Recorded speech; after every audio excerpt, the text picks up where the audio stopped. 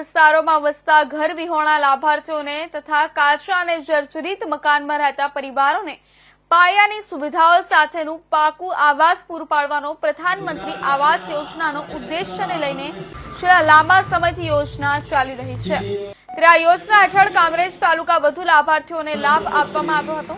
કામરેજ 4 રસ્તા નજીક એક હોલમાં કામરેજ વિધાનસભાના ધારાસભ્ય અને સરકારના રાજ્ય કક્ષાના મંત્રી પ્રફુલ્લ પાનસેરિયાના હસ્તે 1230 આવાસોનું ખાતમુહૂર્ત કરવામાં આવ્યું હતું।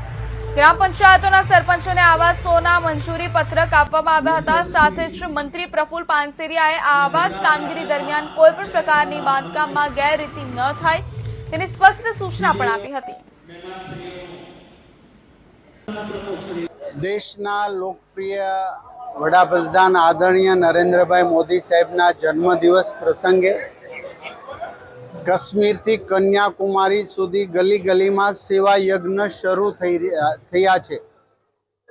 રક્તદાન કેમ્પોના વર્લ્ડ રેકોર્ડ પણ કાલે બની ચૂક્યા છે।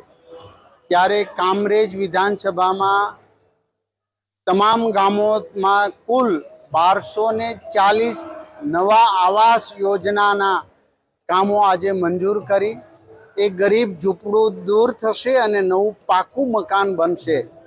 આ અમારા જન્મદિવસની ખુશી છે। આદરણીય નરેન્દ્રભાઈ મોદી સાહેબના એક સ્વપ્ન છે કે ભારતના અંત્યોદય સુધી યોજનાનો લાભ પ્રાપ્ત થાય।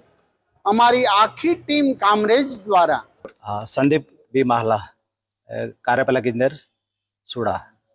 આજના સબ શું કાર્યક્રમ હતા, કેટલા લાભાર્થીઓને લાભ મળ્યો? આજે પ્રધાનમંત્રી આવાસ યોजना BLC2 અંતર્ગત લાભાર્થીને આવાસો ખાતમુહૂર્ત માટેનો આજે કાર્યક્રમ હતો।